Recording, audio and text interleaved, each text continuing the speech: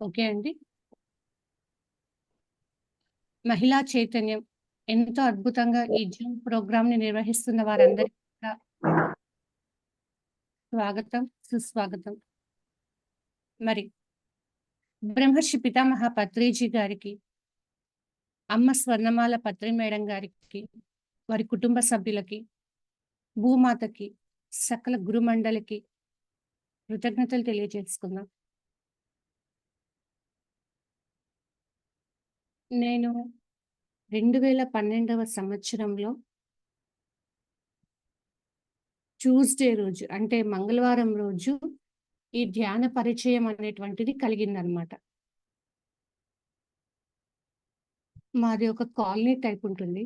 ఇక్కడ వచ్చేసి మేడం వాళ్ళొచ్చి క్లాస్ చెప్తున్నారు అంటే వెంటనే అక్కడికి వెళ్ళాను. మరి ఎలా అంటే మా ఇంట్లో ఎక్కడికి కూడా బయటికి పంపించేవారు కాదనమాట. ఏం కావాలన్నా అన్నీ ఇంటికే వచ్చేస్తూ ఉంటాయి. ఈవెన్ గోల్డ్, శారీస్ అది ఏం కావాలన్నా అన్నీ ఇంటికే వచ్చేవి. అలాంటిది ఇలా ధ్యానం క్లాస్ ఉందంట అంటే ఆ రోజు మా సార్ వెళ్ళని ఒప్పుకున్నారు. మరి అక్కడికి వెళ్ళగానే నాకు చిన్న పిల్లలు కావటంతో వాళ్ళకి కొంచెం చేసి పెట్టి నిదానంగా వెళ్ళిపోయాను. వెళ్ళిపోయిన తర్వాత అక్కడ చివరిలో మేడం ఏం చెప్పారంటే, "ఒక్క 10 నిమిషాలు ధ్యానం చేపిస్తానని" చెప్పి చక్కగా ధ్యానం చేపిచ్చారు. ధ్యానం చేపిచ్చిన తర్వాత మేడం ఏం చెప్పారంటే, "ప్రతిరోజు రాత్రి పడుకునే ముందు ధ్యానం చేసి పడుకోండి" అని చెప్పారనమాట మేడం. సరే అనేసి ఆ 10 నిమిషాలు ధ్యానం చేసినప్పుడు ఏదో ఒక తెలియని ఆనంద స్థితికి లోనయ్యాను. మరి అవాళే మా అమ్మగారు రావటం జరిగింది. మా అమ్మగారికి ధ్యానం గురించి చెప్పటము, ఆ క్లాస్‌లో ఏమైతే విషయాలన్నీ చెప్పారో అవన్నీ తనకు చెప్పడము, అలాగే భోజనం చేస్తుంటే మా సార్‌కి మళ్ళీ ఒక టేప్ రికార్డర్ ఎలా ఆన్ చేసి చెప్తానో, అలా ఆ క్లాస్‌లో చెప్పిన విషయాలన్నీ మళ్ళీ మా వారికి చెప్పటము.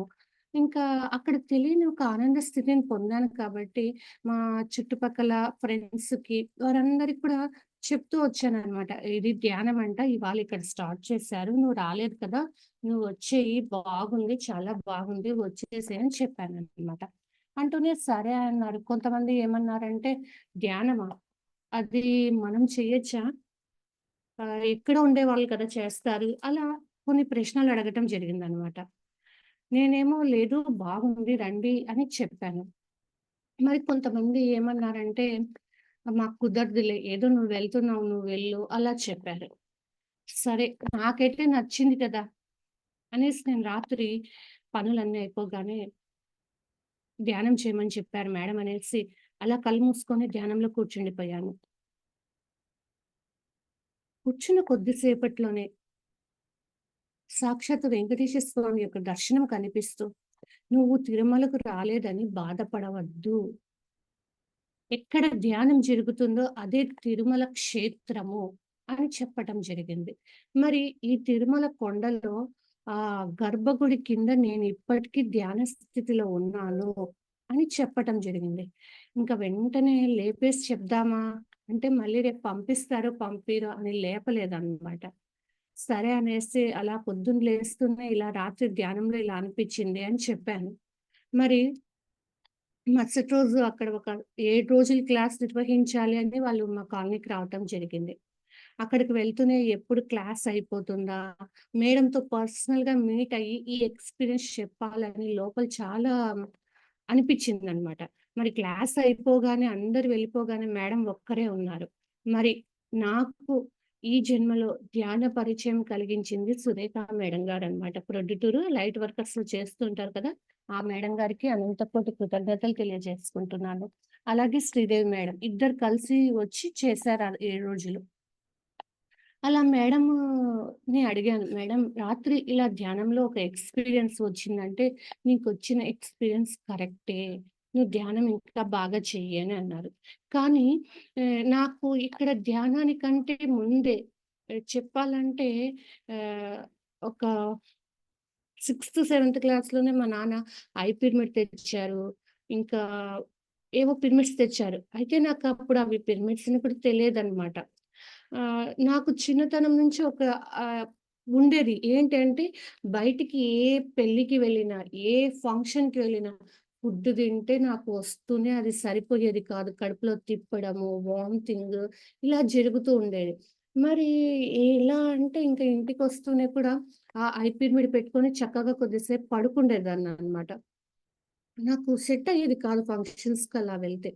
మరి అలా ఉన్నప్పుడు ఈ అదే కంటిన్యూ అయింది. ధ్యానంకొచ్చే ముందు వరకు కూడా నేను అలాగే ఇబ్బంది పడేదాన్ని. ఎందుకంటే అమ్మ వాళ్ళ ఇంట్లో పోకున్నా ఒప్పుకుంటారు. కానీ అత్తమ్మ వాళ్ళ ఇంట్లో పోకుంటే బాగుంటదో, బాగుండదో, ఏమనుకుంటారో అనేసి అలా వెళ్తూ ఉంటే కూడా అక్కడ కూడా కొద్దిగా ఇబ్బంది పడేదాన్ననమాట. మరి అలాంటి సమయంన మా పెద్దనాన్న కూతురవుతుంది. తనేం చెప్పిందంటే, ఇలా 2/2 పిరమిడ్ ఉంటుంది. ఆ పిరమిడ్‌ని తెచ్చి పెట్టుకో.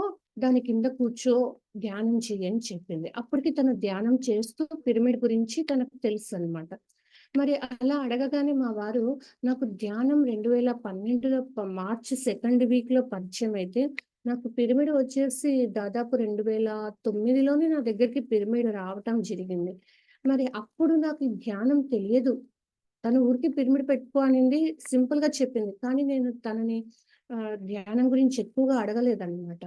ఊరికే పిరమిడ్ తెచ్చి పెట్టుకున్నాను. దాని కింద కూర్చొని అప్పుడంతా ఎక్కువగా నేను విష్ణు సహస్రనామము, లలితా సహస్రనామము, ఒక సోమవారం వస్తే లింగాష్టకము, బిల్వాష్టకము, రుద్రాష్టకము, చంద్రాష్టకము ఇలా అన్నీ చదువుకునేదాన్ని. ఆ చదువుకున్నంత సేపు ఆ పిరమిడ్ కింద చైరేసుకొని కూర్చుంటే నాకు చాలా రిలీఫ్ వచ్చేదనమాట. అప్పుడు అనిపించింది ఈ పిరమిడ్‌లో ఏదో ఉంది. ఈ పిరమిడ్ గురించి తెలుసుకోవాలి. ఇదేమిటి? ఇదేమిటి? అని లోపల క్వెషన్స్ వస్తూ ఉండేవి. అలాంటి సమయంన వీళ్ళు ధ్యానం గురించి చెప్పటము. ఆ 7 డేస్ అయిపోయిన తర్వాత పిరమిడ్స్ గురించి ఒకరోజు క్లాస్ చెప్పడము. పిరమిడ్స్ అన్నీ హ్మ్. తలకు పెట్టుకుంటాం గదా! పిరమిడ్స్. ఆ పిరమిడ్స్ తెచ్చి వాళ్ళు దాని గురించి చెప్తూ ఉంటే చాలా ఆనందం అనిపిస్తుంది. చాలామంది ఏమనుకుంటారు, ఈ పిరమిడ్ అనేటువంటిది ఏమిటి అంటే ఎక్కడో ఈజిప్ట్‌లో వాళ్ళు ఆహ్, స్ దానికి ఏ దానికో వాడారు. అలా అని అంతా అనుకుంటుంటారు. కానీ అది కాదండి. పిరమిడ్ అనేటువంటిది ఒక విశ్వశక్తి కేంద్రం. ఎప్పుడైతే ఆ విశ్వశక్తిని అంతా మనం దాని కింద కూర్చున్నప్పుడు తీసుకుంటామనమాట. ఈవెన్ చూడండి మనము ఆహ్, కూర్చొని ధ్యానమే చేస్తాం. కానీ ధ్యానం చేయకుండా దాని కింద కూర్చొని పిల్లలు ఎప్పుడైతే చదువుతారో వాళ్ళ మెమరీ పవర్ పెరుగుతుంది. వాళ్ళకి తెలియకుండానే వాళ్ళ లోపల క్లీన్‌నెస్ అనేటువంటిది జరుగుతుంది. మరి మా ప్రొద్దుటూరులో ఇక్కడ ఒక వేరే ఎక్స్‌పీరియన్స్ చెప్తానండి. ప్రొద్దుటూరులో చాలామంది చాలా చోట్ల ఇళ్ళ పైన వాళ్ళ ఇళ్ళ పైన పిరమిడ్స్ కట్టుకున్నారనమాట. అలా ఒక మేడం వాళ్ళ ఇంటి పైన కట్టుకున్నప్పుడు ఒకరు వచ్చేసి తెలుసుకొని వాళ్ళ బాబుకి బాగలేదని వచ్చారు. మరి వచ్చినప్పుడు అక్కడ ఏమైందంటే ఆ బాబుకి గుండెలో హోల్ పడింది. చాలా చిన్న బాబు అంతా 2 ఇయర్స్ అట్లుంటాయేమో. మరి వాళ్ళ పేరెంట్స్ ఏం చేశారంటే తెలుసుకొని వచ్చి, ఆ పిరమిడ్‌లో రోజంతా బాబుని ఒళ్ళో పడబెట్టుకొని, వాళ్ళు ధ్యానం చేస్తూ ఉంటే, ఆ అబ్బాయికి ఆ సమస్య నుంచి బయటపడ్డారు. అంటే పిరమిడ్ అనేటువంటిది అంత గొప్ప శక్తి క్షేత్రాలన్నమాట అవన్నీ కూడా. అలా రెండో రోజు క్లాస్‌కి వెళ్ళి, అలా మేడమ్ చెప్పినటువంటి విషయాలు ఎన్నో తెలుసుకొని, తర్వాత రోజు మేడమ్ పడుకునే ముందు నిద్ర లేసిన వెంటనే ధ్యానం చేయమన్నారు కదా! అని రెండో రోజు అలా కూర్చున్నప్పుడు మాదొచ్చేసి ఊరి బయట ఉంటుంది హౌస్. ఇక్కడ దగ్గరలో అప్పుడు అమ్మ వాళ్ళ ఇంట్లో ఉన్నప్పుడు ఏమంటే దగ్గరగా టెంపుల్ ఉండేది. ఆ టెంపుల్‌కి ఎలా అంటే సాయిబాబా టెంపుల్‌కి మధ్యాహ్నం హారతికి, సాయంకాలం హారతికి వెళ్ళటము. ఇలా నాకు లోపల భలే వెళ్ళేదాన్ననమాట. ఇప్పుడు అక్కడికి వెళ్ళలేదు గదా! అని లోపల ఒక బాధ వేసేది.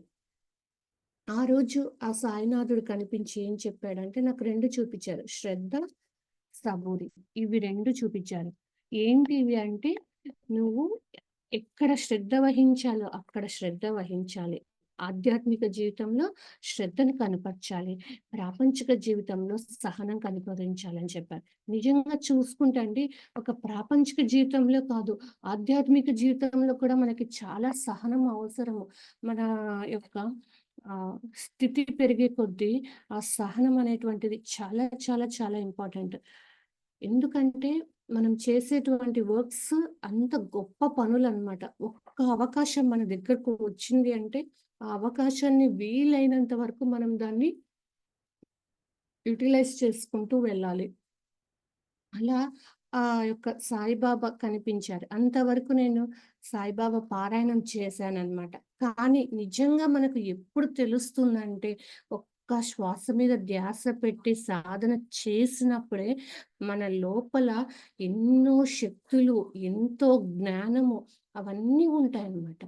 మరి కొద్ది రోజుల తర్వాత ఏమైందంటే మా ఇంటికి ప్రేమ్‌నాథ్ సారు రమ్మని ఆహ్వానించాము. సారొచ్చారనమాట. సారొచ్చినప్పుడు మన చుట్టుపక్కల వాళ్ళని, బంధువుల్ని అలా అందరిని పిలవటం జరిగింది. అలా మా వదిన గారొచ్చుంటే తనసలు ధ్యానం చేయదు. కానీ సార్ యొక్క ఆరాలో కూర్చొని ధ్యానం చేసినప్పుడు ఏమైందంటే, వెంటనే తనకి ఒక శివలింగ ఆకారం కనిపించటం. అంటే ప్రతి ఒక్కరికి కూడా ఆ మూడవ కన్ను అనేటువంటిది ఉంటుందండి. కానీ అందరూ ఏమనుకుంటారంటే, ఆ పరమాత్ముడైనటువంటి శివుడికే మూడవ కన్నుంటుందేమో, మనం అది సామాన్యులమేమో అనుకుంటాము. కానీ ఎప్పుడైతే ధ్యానం చేస్తూ ఇలా సజ్జన సాంగత్యాలలో పాల్గొంటూ ఉంటే అరే నాయనా! ప్రతి ఒక్కరికి మూడవ కన్ను ఉంటుంది అనేటువంటి సత్యాన్ని మనం తెలుసుకుంటాం. ఒక చీకట్లో ప్రయాణం చేసేటప్పుడు ఒక టార్చ్ లైట్ ఎలా అయితే అవసరం పడుతుందో, ఉపయోగపడుతుందో, అలాగనే ఈ యొక్క మూడవ నేత్రం అనేటువంటిది అలా సహాయపడుతుంది మనకి.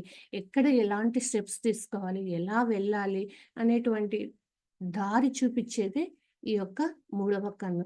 మరి ఆ మూడవ కన్ను ఎవరికొస్తుంది అంటే, ఎవరికైతే అవసరమో, ఎవరికైతే అది అందించాలో అప్పుడు ఆ విధంగా వస్తుంది.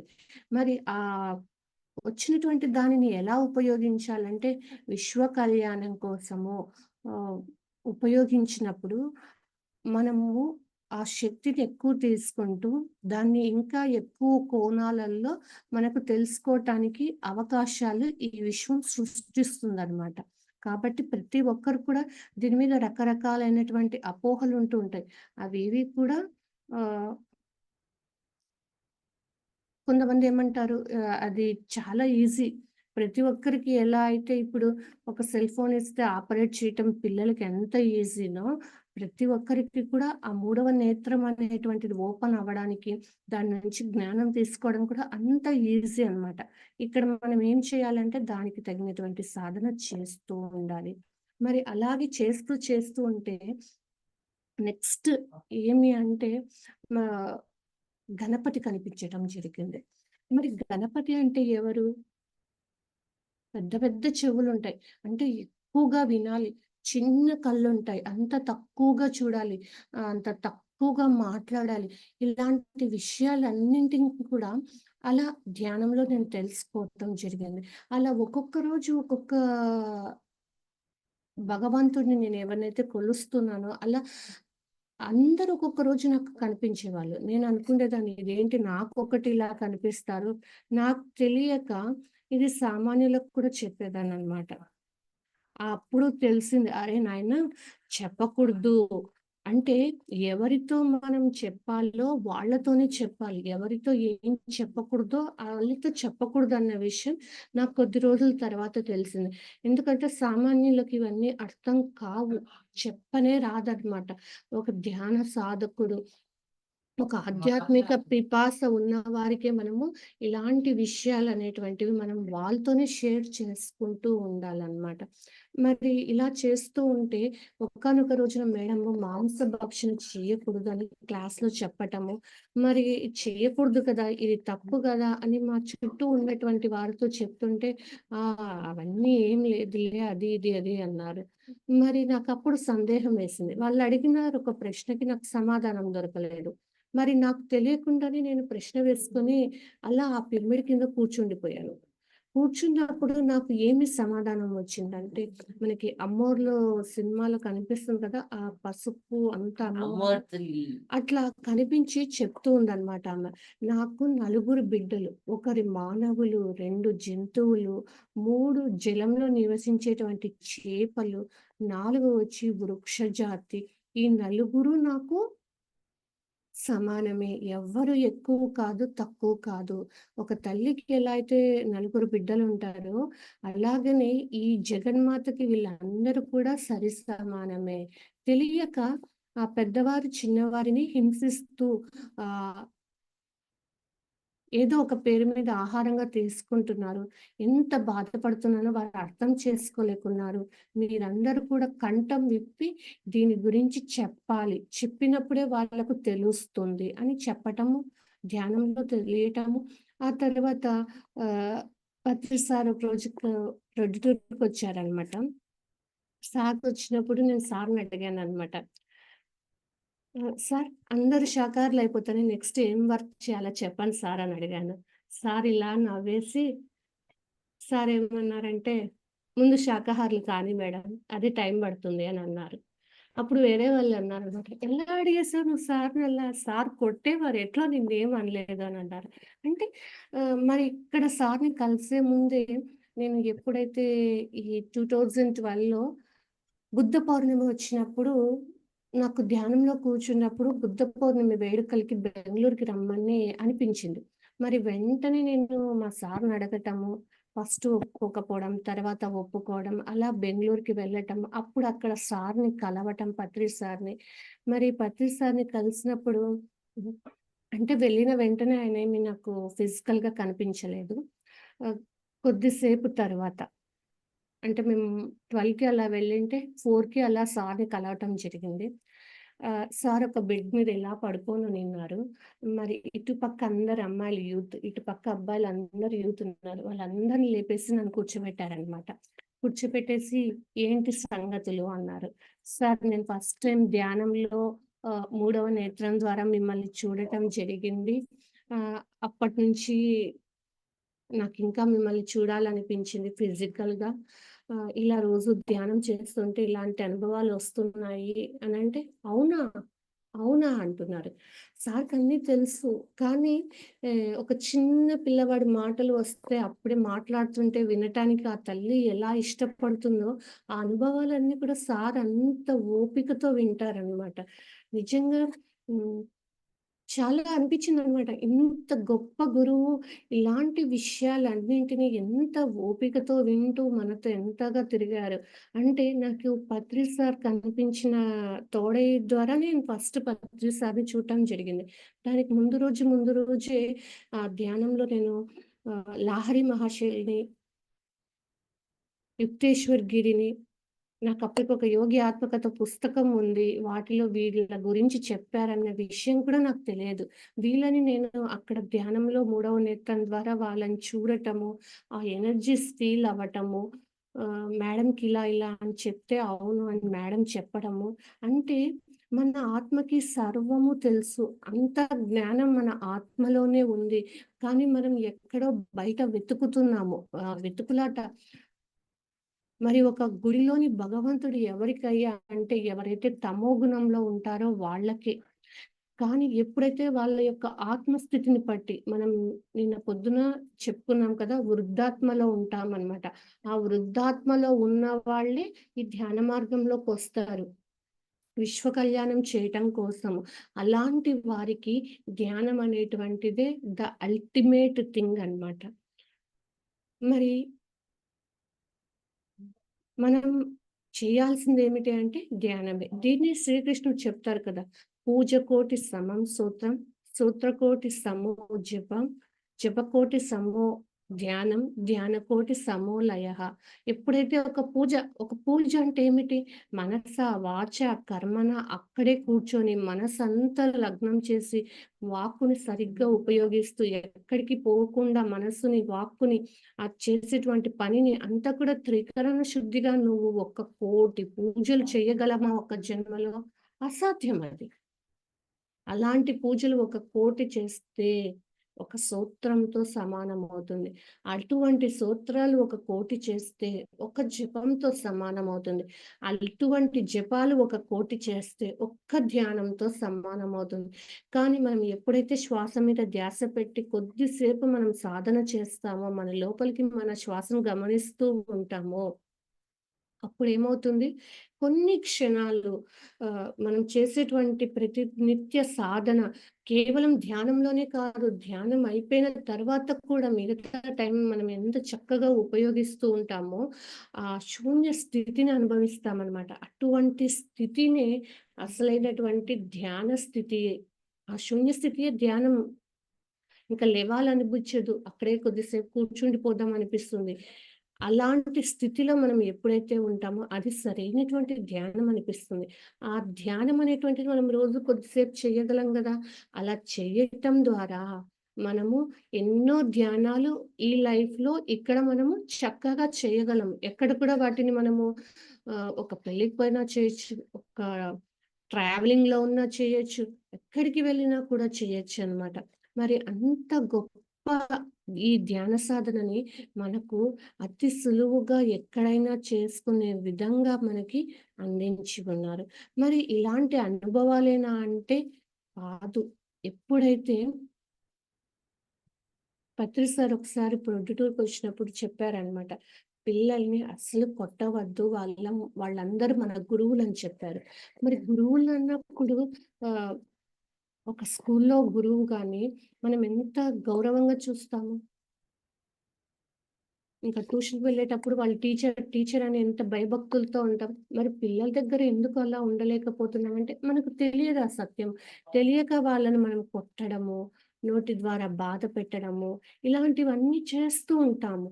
కానీ మనం ఎప్పుడైతే ఆహ్ వాళ్ళని ఒక స్థితిలో మనం చూసినప్పుడు ఏమవుతుందంటే, వాళ్ళ ద్వారా ఎన్నో విషయాలు మనకి తెలియచేయబడతాయి.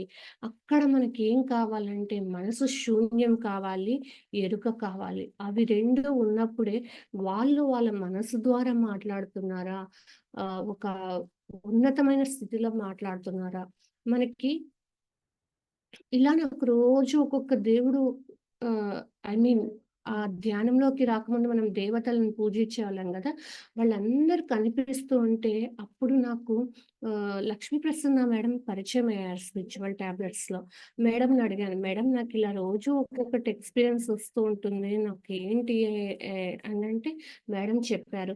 40 మాస్టర్స్ 40 మెసేజెస్ అనేటువంటి ఒక పుస్తకం ఉంది.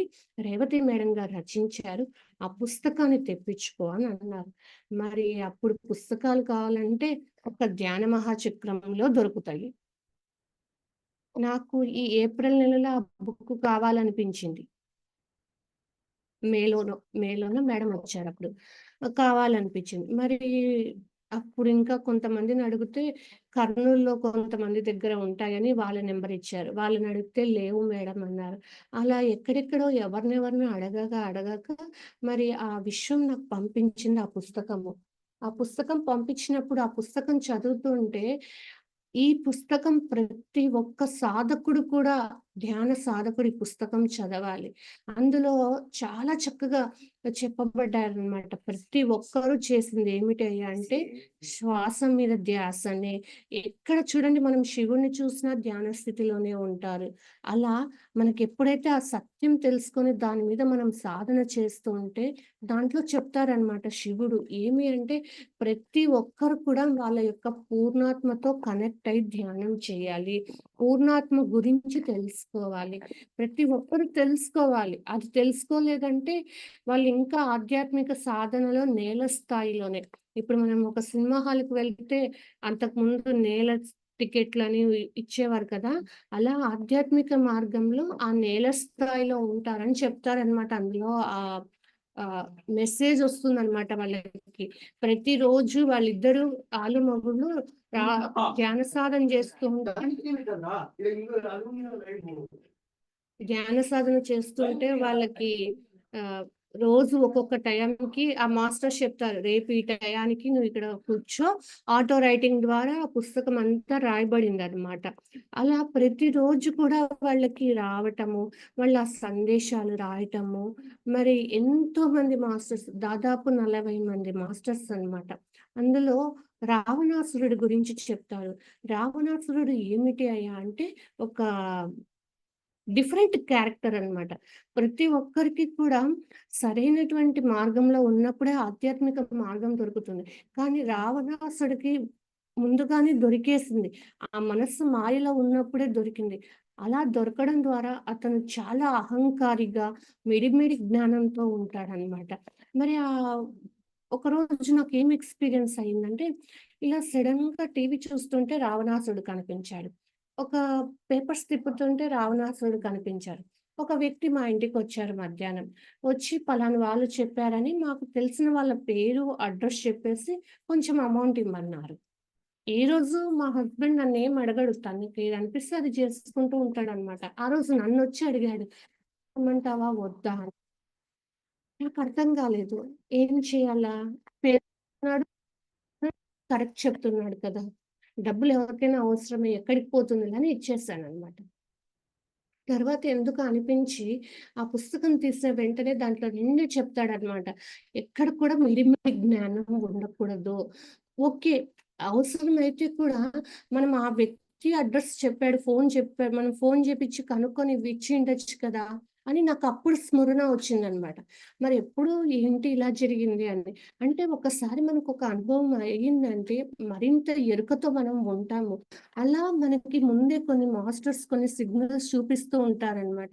కాబట్టి అనుక్షణం మనం ఎప్పుడైతే ఎరుకతో ఉంటూ ఉంటామో, మన యొక్క భౌతిక జీవితంలో కూడా మనకి ఎక్కడైనా కూడా అవన్నీ కూడా హెల్ప్‌ఫుల్ అవుతూ వస్తాయి. ఉపయోగపడుతూ వస్తాయి. మరి రీసెంట్‌గా ఈ టాపిక్ అయిపోనివ్వండి. పిల్లల్ని కొట్టకూడదన్నారు. మరి ఎప్పుడైతే ఆ పిల్లల్ని కొట్టకూడదు అన్నప్పుడు నేను కొట్టడం మానేస్తాననమాట.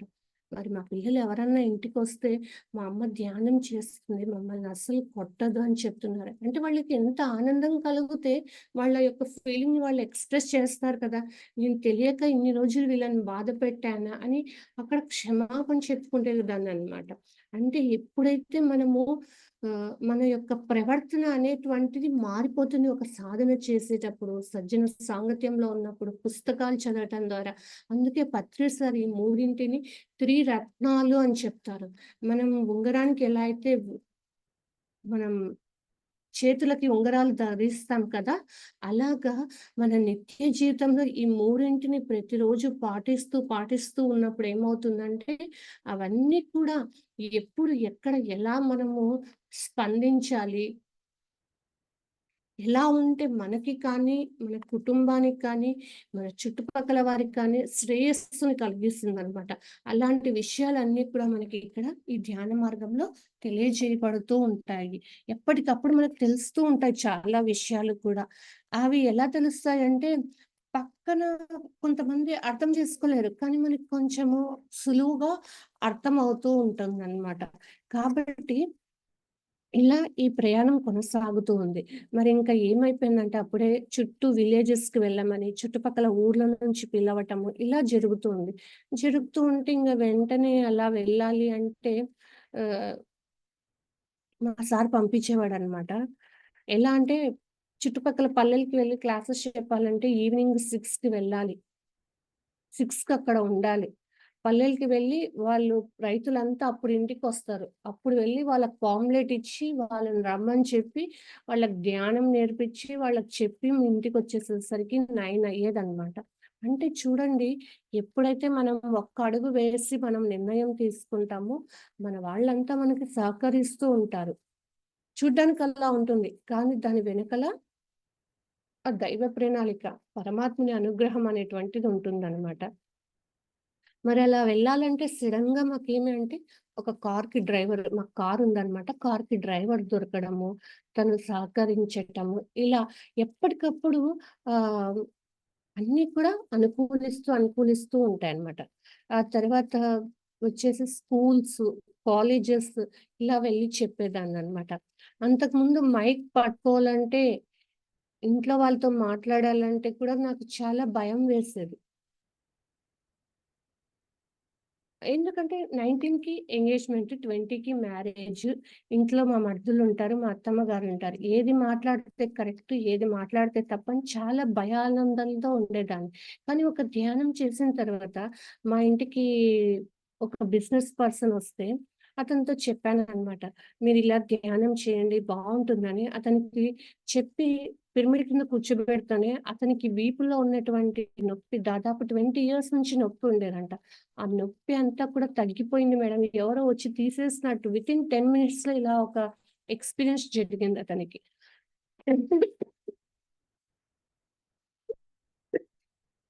అంటే మ ఆ ఎదుటి వ్యక్తి ఎంత ధనవంతుడా? ఎలాంటి వారు? ఏమనుకుంటారో అని ఏమనుకోను. ఇక్కడ ఏదనిపిస్తే అది చేసుకుంటూ వెళ్ళిపోతూ ఉంటాననమాట. అదే మనం సంకోచించి భయపడింటే, ఆ నొప్పి అతనికి వెళ్ళిపోయేది కాదు కదా! అందుకే మనకి లోపల ఏదన్నా వచ్చిందంటే, దాన్ని మనం పరీక్షించుకోవాలి. ఇది మనసు నుంచొస్తుందా? ఆత్మ నుంచొస్తుందా? అని మనం ఎప్పుడైతే కొంచెం పెట్టామంటే, మనకర్థమవుతుంది. ఏ వర్క్ చేయాలి? ఎలా చేయాలి అని. అలా ఒక్కొక్క వర్క్స్ చేసుకుంటూ వెళ్ళాను. మరి స్కూల్స్‌కి వెళ్ళి స్కూల్స్‌లో చెప్పినప్పుడు ఏమైందంటే, ఒకానొక సమయమున డోరేన్ అన్నారంట. ఒకానొక సమయంలో మా పిల్లల స్కూల్‌లోనే నేను వెళ్లి చెప్పేదాన్ని. ఇంకా ఇతర స్కూల్స్, కాలేజెస్ కూడా వెళ్ళాను. వెళ్ళినప్పుడు ఒక ఆడపిల్లలందరూ అబ్బాయిలందరూ కూర్చోబెట్టి ధ్యానం చేపిచ్చాను. మరి ఆ టైంలో వాళ్ళకి చెప్పాననమాట. మనకు వచ్చేటువంటి మంత్లీ పీరియడ్స్ గర్ల్స్‌కి ఇచ్చినటువంటి ఒక గిఫ్ట్ నాన్న. మనం దానికి థాంక్స్ చెప్పుకుంటూ, ఐ లవ్ యూ చెప్పుకుంటూ ఉండండి. ఏమీ కాదు అని చెప్పాను. మరి 1 ఇయర్ తర్వాత మా బాబుకి క్యారేజ్ తీసుకువెళ్ళుంటే, ఆంటీ మీరు ఆ రోజు ధ్యానంలో చెప్పారు కదా! ధ్యానం చేపిచ్చి ఇలా థాంక్స్, లవ్ యూ చెప్పుకోమన్నారు కదా! అని ఆ పాప వచ్చేసి వచ్చి థాంక్స్ చెప్తుందనమాట. ఆ రోజు దాదాపు ఒక రూమ్‌లో కూర్చోపెడతామని 100 మెంబర్స్ ఉన్నారు. ఒక 10 మినిట్స్ వాళ్ళకి నచ్చింది. నచ్చేసి ఆ రూమ్‌లో ఎంతమంది పడితే అంతమంది అది పెద్ద హాల్‌లాగా ఉంది. అంతమందిని మళ్ళీ వాళ్ళు పిలిపిచ్చి అందరిని కూర్చోబెట్టి చేపిచ్చారనమాట. అంటే చూడండి మనం ఒక్కసారి వెళ్లి మనం చెప్పటం ద్వారా ఒక అమ్మాయికి ఎంత చక్కగా ఎ సహాయపడిందో. ఎందుకంటే, నేను ధ్యానంలోకి రాకముందు ఈ మెన్సెన్స్ ప్రాబ్లమ్‌తో ఇబ్బంది పడేదాన్ననమాట. సైనస్‌తో ఇబ్బంది పడేదాన్ని. మరి ముఖ్యంగా బ్యాక్ పెయిన్‌తో ఇబ్బంది పడేదాన్ని. ఎందుకంటే, ఒక సిజరీన్ ఆపరేషన్ చేస్తే బ్యాక్ పెయిన్ వస్తుంది అనేటువంటి ఎవరో ఒకరు వచ్చి చెప్పింటారు. తెలియక నేను దాన్ని తీసుకోవటము, నా లోపల పెట్టుకోవటము, అలా నేను కొద్ది రోజులు బ్యాక్ పెయిన్‌తో సఫర్ అయ్యాను. అంటే ప్రతిసారి ఎప్పుడు కూడా వాక్‌క్షేత్రం మీద చాలా గట్టిగా ఫోకస్ చేస్తారు. వాక్కుని సరిగ్గా ఉపయోగించాలని. కానీ ఎక్కడైతే తెలియని వాళ్ళు ఏం చేస్తారంటే, ఏదో ఒకటి వచ్చాం గదా! మాట్లాడాలి మాట్లాడుకుంటే బాగోదు అని ఏదో ఒకటి మాట్లాడుతూ ఉంటారు. మరి అప్పుడప్పుడు మనకు తెలియక ఎన్నో వాక్యాలు మనం తీసుకుంటూ ఉంటాము.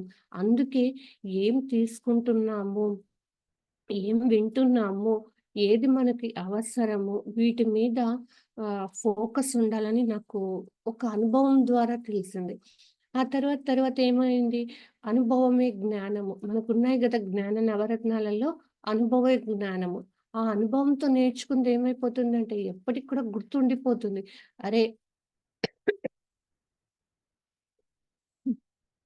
ఎదుటి వ్యక్తి మాట్లాడుతూ ఉంటే మనం తీసుకోవచ్చా? తీసుకోకూడదా? వాళ్ళలా ఉన్నారా? అందుకే మనకు టోల్ టేక్ నాలుగో ఒప్పందాల్లో ఏమని చెప్తారు? Don't take anything personally. ఏది కూడా వ్యక్తిగతంగా తీసుకోవద్దు. ఎవరు ఏమన్నా, ఏం మాట్లాడినా కూడా వ్యక్తిగతంగా తీసుకోకూడదు అని చెప్తూ ఉంటారనమాట. అంటే మనం ఎప్పుడైతే ఇలాంటి మార్గంలో కంటిన్యూ అవుతూ ఉంటామో, మనము ఏవేవి తీసుకోవాలి, ఏవి తీసుకోకూడదు, ఎలా ఉంటే మన లైఫ్ ఎలా ఉంటుంది అనే విషయాల మీద కొంచెం కొంచెం అవగాహన వస్తుందనమాట. మరి ఇలానే కాదండి. ఆహ్, నాకు ముందైతే మా పిల్లలు బాగా చదవాలి. క్లాస్ ఫస్ట్ రావాలి. ఏమి?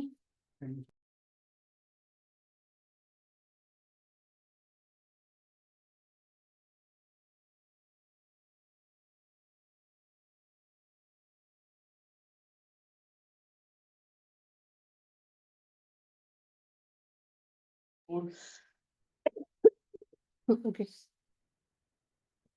రోజు ఈ టైంలో రీసెంట్‌గా 'ధ్యాన జగత్ టీవీ' అనేటువంటి ఒకటి టీవీ యూట్యూబ్ ఛానెల్ ఓపెన్ చేసుకోవటం జరిగింది. కేశవరాజ్ సార్ ఆధ్వర్యంలో. అందులో రోజు 3-5 పోస్ట్ చేస్తూ ఉంటాను. శ్రీ లలితా సహస్రనామ రహస్య అద్వైత అమృతం అనేసి జక్క పద్మ గారు విజయవాడ నుంచి చక్కగా ఆమె లలితా సహస్రనామం అందరూ చదువుతాము. కానీ దాంట్లోని ఒక్కొక్క పదానికి ఎంత అంతరార్థం ఉంది, ఏంటి అదంతా కూడా వివరణ ఇస్తున్నారు. మీకు వీలైతే ఎవరైనా కూడా జాయిన్ అవ్వండి. లేదా యూట్యూబ్ లింక్ పెట్టమంటే పెడతాననమాట. Okay friends. అలా ఇప్పుడు పోస్టింగ్ జేస్తూ ఆహ్, ఆఫ్‌లైన్, ఆన్‌లైన్ వర్క్స్ చేస్తూ చుట్టుపక్కల వెళ్ళి క్లాసెస్ చెప్తూ ఉంటాను. మరి మాకు ఇక్కడ ప్రొద్దుటూరులో పత్రి సారు వచ్చేసి భూమి పూజ చేశారనమాట. ఆ భూమి పూజ చేసినప్పుడే పేరు పెట్టారు. వాసవి కన్యకా పరమేశ్వరి ధ్యాన మహాక్షేత్రము అనేసి. 108 అడుగుల వెడల్పు, పొడవు అనమాట. ఆహ్, పిరమిడ్ యొక్క నిర్మాణం జరుగుతూ ఉంటుంది. ప్రతి సంవత్సరం అంటే లాస్ట్ 2 ఇయర్స్ నుంచి మేము ధ్యాన దసరా ఉత్సవాలు చేశాము.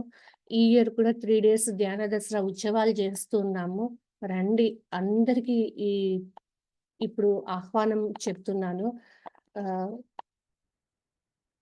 సాటర్‌డే, సండే, మండే ఈ 3 డేస్ ఇప్పుడు వచ్చేటువంటి దసరాలో ఆ 3 రోజులు ఇక్కడ ప్రోగ్రామ్ జరుగుతుంది. 5, 6, 7 అనుకుంటాను డేట్స్ కరెక్ట్‌గా గుర్తులేవండి. ఈ సాటర్‌డే, సండే అండ్ మండే ఆ రోజు ఏ డేట్స్ ఉంటే ఆ డేట్స్‌లో ఇక్కడ జరుగుతుంది. ఈ థర్డ్ ధ్యాన దసరా ఉత్సవాలు. All are welcome. రండి తప్పకుండా. అలా ఆహ్, పిల్లలు ఎప్పుడు క్లాస్ ఫస్ట్ రావాలి అని కోరుకునేదాన్ని. కానీ పత్రి సార్ ఒకానొక సందర్భంలో ఏం చెప్పారంటే వాళ్ళని కంటాం కానీ, వాళ్ళ వాళ్ళ లైఫ్ గోల్ ఏముంటుందో, వాళ్ళు ఏ పర్పస్ మీద పుట్టారో అని చెప్పారు సార్. అప్పుడు నేను చాలా ఆలోచించాను. యెస్ కరెక్ట్ కదా! ఎందుకంటే మా పిల్లలు ఎలా ఉంటారంటే, చిన్నబ్బాయి చాలా పర్ఫెక్ట్‌గా చదివేవాడు. పెద్దబ్బాయి ఏమంటే బుక్కే తీయడు. తీయాలంటే చాలా కష్టం. కూర్చోబెట్టాలంటే చాలా టైం పడతది నాకు. ఇలా డిస్టర్బెన్స్ వచ్చే టైంలో సార్ నుంచి నాకు ఈ మెసేజొచ్చింది. వాళ్ళు ఏ పర్పస్ మీద వచ్చారు అని. కానీ ఎప్పుడైతే ఆ 2020 వచ్చిందో, అప్పుడు మనకందరికి కరోనా టైం వచ్చేసింది. ఆ కరోనా టైంలో తనే సొంతంగా ఒక జూమ్‌ని క్రియేట్ చేయడము, తనే జూమ్ క్రియేట్ చేసి క్లాసెస్ చెప్పడము. అంటే ఆ పిల్లలలో ఉండేటువంటి క్రియేటివిటీ అంతా కూడా మనం వాళ్ళకి ఎప్పుడైతే ఫ్రీడమ్ ఇస్తామో కొద్దిగా, వాళ్ళలో ఉండేటువంటి క్రియేటివ్ స్కిల్స్ అన్నీ కూడా బయటికొచ్చేస్తాయి. ఇప్పుడు కూడా ఈ ధ్యాన జగతి టీవీకి లైవ్ ఇవ్వటము వెనకాల ఏ వర్క్ ఉన్నా చూసుకోవటము, చాలా సహకరిస్తాడనమాట మా పెద్దబ్బాయి. అలా మనము పిల్లలకి ఎప్పుడైతే వాళ్ళని కొంచెం వదిలేస్తామంటే వాళ్ళొచ్చినటువంటి ఆ లైఫ్ పర్పస్ మీద వాళ్ళు పని చేస్తూ ఉంటారు. మనం ఎన్ని పనులు చేసినా, ఏం చేసినా కూడా మనకి ఒక ఆనందం రాకపోవచ్చు. సంపాదిస్తున్నా, ఉద్యోగాలు చేస్తున్నా, చాలామంది ఇష్టంతో చేయకుండా ఉంటారు. గమనించండి కావాలంటే. వాళ్ళు ఏదో తప్పదు అనే భావంతో చేస్తారు గానీ, ఇష్టంతో చేయరు. కానీ ఒక వ్యక్తికి ఇష్టంతో చేసినటువంటి పని ఏదైనా కూడా చాలా ఆనందాన్నిస్తుంది. అందుకే పూర్వకాలంలో తక్షశిల యూనివర్సిటీస్ ఇవన్నీ ఉండేవి. అలాంటి యూనివర్సిటీసే ఇప్పుడు మళ్ళీ మనకి డాక్టర్ న్యూటన్ గారు క్యూఎల్యు క్వాంటమ్ లైఫ్ యూనివర్సిటీ అని వికారాబాద్‌లో నిర్మిస్తున్నారు. యూత్‌కంతా కూడా అక్కడ కావాల్సినటువంటి ఎవరికి ఏది ఇష్టమైతే అది చేయడానికి అక్కడ నిర్మిస్తున్నారు. మరి అక్కడికి వెళ్ళేటువంటి ఒక అవకాశం వచ్చింది ఒకసారి. అలా వచ్చినప్పుడు ఏమైపోయిందంటే నేనొక్కదాన్ని వెళ్ళాను ఫస్ట్. వెళ్ళినప్పుడు మా ఒక 5, 6 మంది లేడీస్ అందరం కలిసి వెళ్ళామనమాట. ఆ ప్రకృతికి అక్కడ వాళ్ళు ఇన్వైట్ చేసే విధానము, వాళ్ళు పలకరించే విధానం చాలా బాగా నచ్చిందనమాట. మరి నెక్స్ట్ మంత్ అంటే సాటర్‌డే, సండే ఎవ్రీ మంత్ పెట్టేవాళ్ళు. మరి నెక్స్ట్ మంత్ మా ఫ్యామిలీ అంతా కలిసి వెళ్ళామనమాట. ఆ నెక్స్ట్ మంత్ ఏం చేశాడంటే అది ముందుగానే రిజిస్ట్రేషన్ చేసుకోవాల్సుంటుంది. ఆ నెక్స్ట్ మంత్ మా బాబు ఏం చేశాడంటే చెప్పకుండా తనే రిజిస్ట్రేషన్ చేసేసాడు వెళ్దామనేసి. అంటే అటువంటి వాతావరణంలోకి మనం పిల్లల్ని తీసుకువెళ్ళాలి. చాలామంది ఏం చేస్తారు, ఫంక్షన్ ఉన్నా కూడా చదువు, చదువు, చదువు అని చదువు మీదే పెడుతూ ఉంటారు. కానీ నేనలా కాదండి. ఏదైనా ఉంటే తీసుకువెళ్తాను. తీసుకువెళ్ళినప్పుడు అక్కడ తెలుస్తాయి ఏవి, ఏంటి, ఎలా అని. మరి అసలైన చదువు ఏంటి అంటే ఆధ్యాత్మిక విద్య, ఆత్మ విద్య. ఆ అసలైనటువంటి విద్య మీద నేను ఇంపార్టెన్స్ ఇచ్చేదాన్ని. ఈ ప్రాపంచిక విద్య మీద ఎంత ఇవ్వాలో అంతే ఇస్తాను. మరి ఒకానొక సమయంలో ఏమైందంటే, మా చిన్న బాబు మార్క్స్ చాలా తక్కువొచ్చాయన్నమాట. సింగిల్ డిజిట్ వచ్చింది. తీసుకొచ్చాడు పేపరు. నేనేమనలా సైలెంట్‌గా సైన్ జేసి ఇచ్చేసా. నవ్వుకుంటూ ఒక పక్క ఫేస్ డల్‌గా పెట్టాడు. "ఏమైంది? ఏమి?" అన్నా. "నువ్వు ఎక్కడ కొడతావో, ఎక్కడ తిడతావో అనుకుంటూ నేనొచ్చాను. నువ్వు ఏమనకుండా సంతకం పెట్టి ఇచ్చేసావే" అని అన్నాడు. "నేను కొడితే నీ మార్క్స్ ఏం పెరగవు. నేను తిడితే నువ్వేం చదవవు. మరి నేను చేయటం వల్ల లాభం ఏంటి?" అని అన్నా. అనంగానే ఎక్కడో తగిలిందండి. మళ్ళీసారి మంచి మార్కులతో పాస్ అవ్వటం జరిగింది. అంటే చూడండి, మనము కేవలం ఆ మార్కుల మీద ఫోకస్ చేస్తూ, పిల్లలకి చదువు మీదే చదువే ఇంట్రెస్ట్, చదువే ముఖ్యమని మనం ఎప్పుడూ అనుకోకూడదు. Education is one part of the life. మన లైఫ్‌లో ఎడ్యుకేషన్ అనేటువంటిది ఓన్లీ ఒక పార్ట్ అంతే. But everything is not education కాదండి.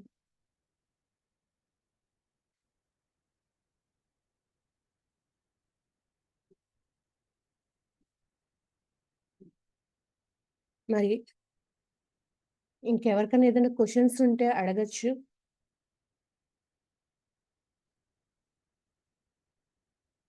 Okay okay madam. Thank you so much madam.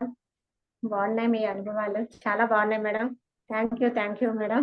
Thank you madam. ఇప్పుడు ఇంకొకటి ఓకే. గుర్తుకొస్తుందండి. ఏమైందంటే చెప్పండి మేడం. టైం ఉంది మేడం. మాట్లాడండి. ఇంకోటి గుర్తుకొస్తుంది. మీకు టైం ఉందా? ఉంది మేడం. 3:42 అయింది. చెప్పండి మేడం. మనకి 4 వరకు ఉంది మేడం. హ్మ్. 4 వరకు ఉంది. కాలేజ్‌లో జాయిన్ చేపియాలనిపించింది. జ ఇంటర్‌కి. చేర్పియాలన్నప్పుడు మేమిక్కడ పిరమిడ్ వర్క్స్‌లో, క్లాసెస్‌లో బిజీగా ఉండటం మేము వెళ్ళటానికి అవ్వలేదు.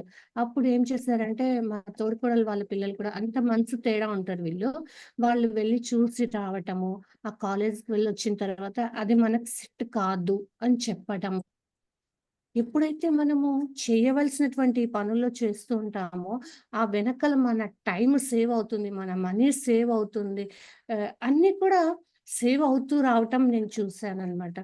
అలాగే మళ్ళీ ఇంకొక రీసెంట్‌గా మా పెద్ద బాబు ఏం చేశాడంటే కరోనా పాస్. కరోనా పాస్ అయినప్పుడు ఏమైపోతుంది వాళ్ళకి, నెక్స్ట్ కూడా అట్లే అయిపోతామని వాళ్ళకి కొద్దిగా లోపల పడుతుంది. సరిగ్గా చదవరు. మనం మదర్‌గా ఎంత చెప్పినా కూడా వాళ్ళు వినరనమాట. విననప్పుడు ఏమైపోయింది, అయి బ్యాక్‌లాగ్స్ పడిపోయాయి. బ్యాక్‌లాగ్స్ పడేసి ఎంతో బాధపడి, ఎంతో ఏదేదో చేస్తూ ఉంటే నేనొక్కటే చెప్పాను. చదవకుంటే ఎవ్వరికైనా ఇదే అవుతది. నువ్వెందుకు ఫీల్ అవుతావు? ఎవరికైనా ఇదే అవుతది. నువ్వెందుకు ఫీల్ అవుతావు అని చెప్పటము. తర్వాత తనకి ఇంట్రెస్ట్ కలిగి బాగా చదవటము. అంటే ఎప్పుడైతే వాళ్ళు ఎలా ఉన్నా మనం వాళ్ళని స్వీకరించే స్థితిలోకి నేను రాగలిగానని నాకు కొంచెం అర్థమైందనమాట. ఇవన్నీ కూడా అనుభవాలే అండి. ఎందుకంటే మనం మన పిల్లల్ని ఎక్కువగా చదువు అని ఫోకస్ దాని మీదే పెట్టి వాళ్ళని రుద్దటం ద్వారా వాళ్ళేం చదవకపోవచ్చు. ఎందుకంటే 2004 తర్వాత పుట్టిన పిల్లలంతా క్రిస్టల్ చిల్డ్రన్. వాళ్ళ లైఫ్‌ని ఎంజాయ్ జేయడానికే పుడతారు. ఎంత చదవాలో అంతే చదువుతారు. ఇప్పుడు ఏ పేరెంట్స్‌తో మాట్లాడినా మా పిల్లలు చదవట్లేదు. మొబైల్ పట్టుకుంటున్నారు. ఎందుకు పట్టుకుంటున్నారంటే వాళ్ళ టెక్నాలజీతోనే వాళ్ళు డెవలప్ అవ్వటానికొచ్చారనమాట.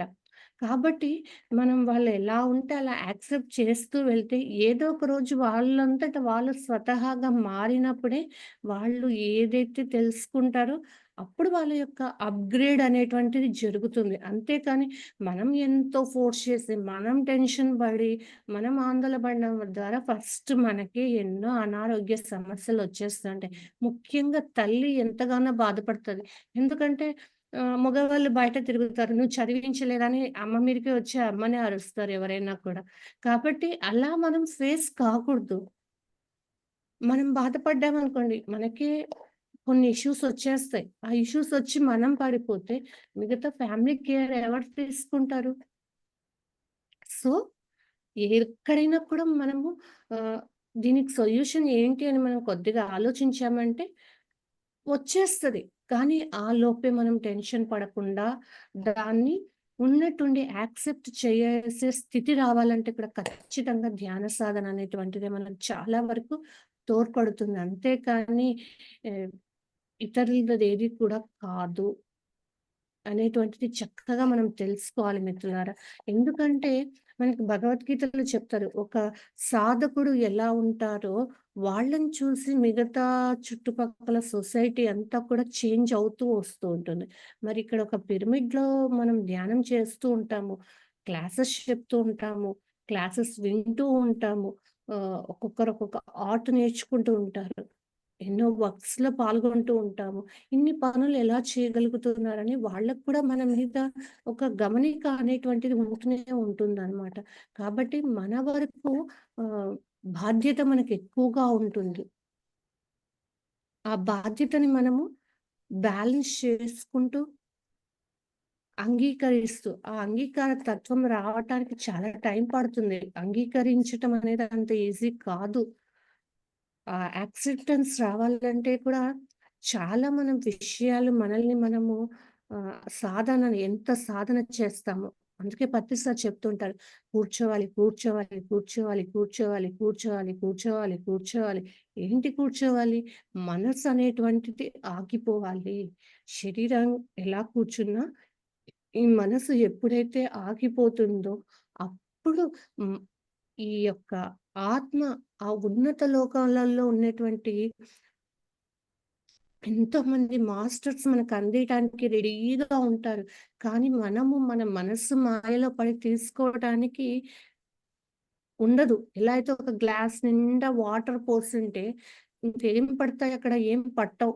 అలాగనే మన మనసు పని చేస్తూ ఉంటే అక్కడి నుంచి వచ్చేటువంటి సందేశాలు మనం తెలుసుకోలేమనమాట. కాబట్టి ఎప్పటికప్పుడు కూడా అందుకే చెప్తారు బుద్ధుడు walk while you walk, eat while you eat. ఎప్పుడు ఏం చేస్తున్నావో దాని మీదే ఉండాలి. అది కూడా చాలా ఈజీగా అనిపించుతుంది. కానీ దాన్ని మనం అలా చేసుకుంటూ వెళ్ళటానికి కూడా కొంతమందికి టైం పట్టొచ్చు. కొంతమందికి టైం పట్టకపోవచ్చు. ఎందుకంటే ఇక్కడ వాళ్ళ యొక్క ఆత్మస్థితిని బట్టి ప్రతిదీ ఉంటుందనమాట. మరి ఎప్పుడైతే 2012లో నేను తెలియకుండా అలా అందరికి చెప్పినప్పుడు ఏమైపోయిందంటే, కొంతమంది నుంచి ఒక రెస్పాన్స్ వచ్చింది. "నీకెలా తెలుసు? నీకెలా కనుక్కుంటున్నావు? నువ్వు ఊరికే చెప్తున్నావా? ఏంటి?" అని. అప్పుడు నేను వాళ్ళకి జవాబు చెప్పలేకపోయాననమాట. మళ్ళీ తర్వాత అర్థమైంది. మనం గత జన్మలో ఎక్కడ స్టాప్ అవుతామో, మళ్ళీ జన్మ తీసుకుంటే అక్కడి నుంచి కంటిన్యూయేషన్ జరుగుతుంది. మరి ఇలా ఈ 12లో జరిగేటప్పుడు నాకు మార్చ్‌లో వచ్చాను కదా! In the month of Jan or ఫిబ్రవరిలో మళ్ళీ ఏమైపోయిందంటే, మా ఫ్రెండ్ వాళ్ళ మదర్ బాడీ వెకేట్ చేశారు. వెకేట్ చేస్తే నేను గమ్మునగా ఉండొచ్చు కదా! ధ్యానంలో కూర్చున్నప్పుడు ఆ అమ్మాయిని పిలువు. ధ్యానం ద్వారా నేను ఆ అమ్మాయితో మాట్లాడతాను. నీతోనే కలిస్తేనే కదా నువ్వు మాట్లాడితే నేను ఆ అమ్మాయితో మాట్లాడాలి. కొన్ని విషయాలు చెప్పాలి అని. నేను గమ్మున ఉండకుండా వెళ్లి ఆ అమ్మాయికి చెప్పాను. వాళ్ళు ఏం చేయరు కాబట్టి వాళ్ళు అర్థం చేసుకోలేదు. అప్పుడు నాకు కొన్ని ఇష్యూసొచ్చాయి. నాకర్థమైంది. అరె దేవుడా! ఇంకెవరితో నేనేం చెప్పకూడదు. ఎవరితో చెప్పాలో వాళ్ళతోనే చెప్పాలి అని అప్పుడు ఒక్కొక్కటి నేను ఆహ్, నా మీద నాకే అవన్నీ నేర్చుకున్నాననమాట. సో, అంటే ఏంటి? మనం ఎప్పుడైతే ఆ శూన్య స్థితిలో ఉంటామో మరిక్కడ ఫస్ట్ సారి నేను ప్రతిసారి థర్డ్ ఐ విజన్ చూసాను గదా! థర్డ్ ఐ విజన్ చూసినప్పుడు ఏమైందంటే సార్ ఒక ఆర్డర్ కోర్ట్‌లో ఎలా అయితే ఆర్డర్ కొడతారో కొట్టి రేపటి నుంచి వెళ్లి సప్తాహం చేయమన్నారు. ఆ సప్తాహం క్లాసెస్ చేస్తూ ఉంటే అక్కడ ఎన్నో సోల్స్ లాస్ట్ ఒక 10 మినిట్స్ ధ్యానం చేపిచ్చేదాన్ని. చేపిస్తుంటే అక్కడ ఆ ఇంట్లో ఉంటాయి అన్నమాట. కొన్ని సోల్స్ అక్కడక్కడ స్టక్ అయి ఉంటాయి. అవి వచ్చి ఈ ధ్యాన శక్తినంతా నాకివ్వండి. మేము ఉన్నత లోకాలకి వెళ్తాము అని అడిగేవన్నమాట. నాకా తెలియదు. సురేఖ మేడం ఎక్కడో ఉన్నారు. నేను మేడంని ఎలా అడగాలి అప్పటికప్పుడు అనేసి నేనింక వెంటనే ఏం చేశానంటే హాస్టల్‌గా పత్రి సార్‌ని ఇన్వైట్ చేశాను. ఎందుకంటే నాకు ఫస్ట్ సార్ హాస్టల్‌గానే కదా కనిపించారు. పత్రి సార్‌కి ఒప్పజెప్పేసాననమాట. అలా మనం చేసేటువంటి ధ్యానము ఈ భూమి మీద ఎన్నో వాటికి ఎన్నో చోట్ల ఎన్నో రకాలుగా ఉపయోగపడుతుంది. మరి ఒకానొక సమయంలో అప్పుడప్పుడే అన్నమాట. బడిలోనే ఒక ఫ్రెండ్ అడిగింది. ధ్యానం చేస్తే ఏం లాభాలుంటాయి అని. మరి అలా కూర్చున్నాను ఒక 4 అవర్స్ అట్లా కూర్చుంటానేమో. అప్పుడు రోజు 11 క్యారీ చేస్తే దాదాపు 4 వరకు కదలకుండా అట్లా 4 అవర్స్, 5 అవర్స్ చేసేదాన్ననమాట.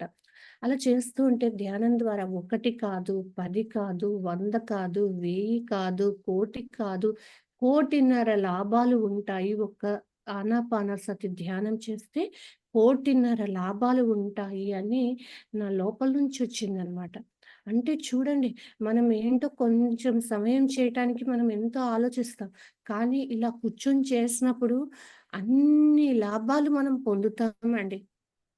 అన్ని లాభాలు మనం పొందుతాము. కొన్ని కంటికి కనిపిస్తాయి. కొన్ని కంటికి కనిపించవు. మరి కొద్ది రోజుల తర్వాత, కొన్ని సంవత్సరాల తర్వాత నాకు 'నక్షత్ర లోకాలు' అనేటువంటి పుస్తకం వచ్చింది. ఆ పుస్తకంలో చెప్తారనమాట. మనం ఈరోజు ఎంత ధ్యాన సాధన చేశామో, కొత్త వాళ్ళకి ధ్యానం చెప్పాము, కొత్త వాళ్ళకి ధ్యానం గురించి లాభాలు చెప్పడమా, వాళ్ళని ధ్యానం చేపిచ్చటమా, ఇలాంటివన్నీ చేసినప్పుడు ఆ ఉన్నత లోకాలలో మన బ్యాంక్ బ్యాలెన్స్ వాళ్ళేసుకుంటూ ఉంటారంట. ఇక్కడ ప్రాపంచికంగా మనం డబ్బులు ఎలా అయితే దాచుకుంటూ ఉంటామో ఆ ఉన్నత లోకాలలో వాళ్ళు మనం మనం మనం బర్త్‌డేలకి, ఫంక్షన్‌లకి ఎలా ఫోటోస్ తీసుకుంటూ ఉంటామో, వాళ్ళు మన పూర్ణాత్మ మన హైయర్ సెల్ఫ్ వాళ్ళంతా మనల్ని ఎప్పటికప్పుడు మన ఆరాని, మనల్ని ఫోటోలు తీసుకోవటం ఇలాంటివన్నీ చేస్తూ ఉంటారంట. ఆ బుక్‌లో చాలా వివరంగా ఇచ్చారు, చదవండి కావాలంటే. అంటే ఇలాంటి విషయాలన్నీ కూడా మనకి చదవటం ద్వారా, వినటం ద్వారానే తెలుస్తూ ఉంటాయి. అందుకే చాలా చాలా పెద్ద పీట వేశారు. ఈ యొక్క సజ్జన సాంగత్యానికి, పుస్తక పఠనానికి. ఏ సొసైటీలో లేనన్ని పుస్తకాలు మన సొసైటీలో ఉన్నాయండి. అందులో అద్భుతమైనటువంటిది నేను ఫస్ట్ చదివిన పుస్తకం ఏమిటి అంటే 'ఫార్టీ మాస్టర్స్ పాజిటివ్ మెసేజెస్' చాలా అద్భుతమైన పుస్తకం అన్నమాట. అందులో రాముడు చెప్తాడు ఏమి అంటే, సీతాదేవిని సీత అని పిలవటం నాకిష్టమే లేదు. శ్రీ సీత, శ్రీ సీత అని పిలవాలని ఇష్టం. ఎందుకంటే ఆహ్ ఆమె అంతగా ఒక వైఫ్ ఎలా ఉండాలి? ఆహ్, చాలా చక్కగా ఆ మాత తెలుస్తుందనమాట. మరి ఎప్పుడైతే అది చదివినప్పుడు నాకనిపించింది. మూవీస్‌లో అంతా చూసి ఏందబ్బా! రాముడు ఎందుకు మరి అంతగా చెప్తున్నప్పుడు ఆమెను అడవుల పాలిట పంపిస్తాడు. మరి ఆ సీతాయనం పుస్తకం వచ్చిన తర్వాత, దాన్ని చదివిన తర్వాత, ఎప్పుడైతే సరోజ గుల్లపల్లి మేడం వివరించిన తర్వాత అంతా నాకు తెలిసింది ఏమిటి అంటే, అది వాళ్ళు కోరుకొనొచ్చారు. ఒక తల్లి కడుపుతో ఉన్నప్పుడు ఎప్పుడైతే ఆ ప్రకృతిలో గడుపుతుందో అంత అద్భుతమైన బిడ్డలు ఆ 90 ఇయర్స్ ఆఫ్ లైఫ్ ఇంకా ఎక్కువ వాళ్ళు జీవిస్తే అంత అద్భుతంగా జీవిస్తారు. కాబట్టి ప్రెగ్నెంట్ లేడీస్‌కి చాలా చాలా ఇంపార్టెంట్. చాలా అవసరం. ఎలా అయితే కన్ఫర్మ్ అయితే వెళ్లి హాస్పిటల్‌కి మెడిసిన్ తెచ్చుకొని వాడుకుంటాం ఇప్పుడు కాలంలో, అంతకంటే ఎక్కువగా ఇంపార్టెంట్ ఏంటి అంటే ధ్యానం చేయటము. మరి మా ఊర్లో ఒక అబ్బాయున్నాడు. ఆ అబ్బాయి ప్రతి ఆదివారం పిరమిడ్ దగ్గరకొచ్చేవాడు. మ్యారేజ్ చేసుకున్నాడు. తర్వాత కొద్ది రోజులు నాన్ వెజ్ తింటూ, మళ్ళీ కొద్ది రోజుల తర్వాత ఆ అమ్మాయి కూడా ధ్యాన మార్గంలోకి రావటం, ఇద్దరు శాకాహారులుగా మారిపోవటం, వాళ్ళకి పుట్టిన బేబీ అయితే అస్సలు ఏడిపిచ్చాడండి. మరి నిజం చెప్పాలంటే మా పిల్లలిద్దరూ కూడా అస్సలు ఏడిపించేవాళ్ళు కాదు. ఇటుపక్క, అటుపక్క అందరూ అడిగేవాళ్ళనమాట. ఏంటి అసలు మీ ఇంట్లో ఇద్దరు పిల్లలు నాకు 3 ఇయర్స్ లోపు ఇద్దరన్నమాట. సో, అసలు మీ ఇంట్లో పిల్లలున్నారనే సౌండ్ గూడా వినిపిచ్చదు. ఉయ్యాల దిగేసి వచ్చేస్తారు వాళ్ళే. ఎక్కడున్నా జోకాడుకుంటూ వచ్చేస్తారు. అస్సలు లేస్తూనే ఏడ్చిన రోజు లేదు వాళ్ళు. అంత అద్భుతంగా చిన్నప్పుడు వాళ్ళు నాకు చాలా సహకరించారనమాట.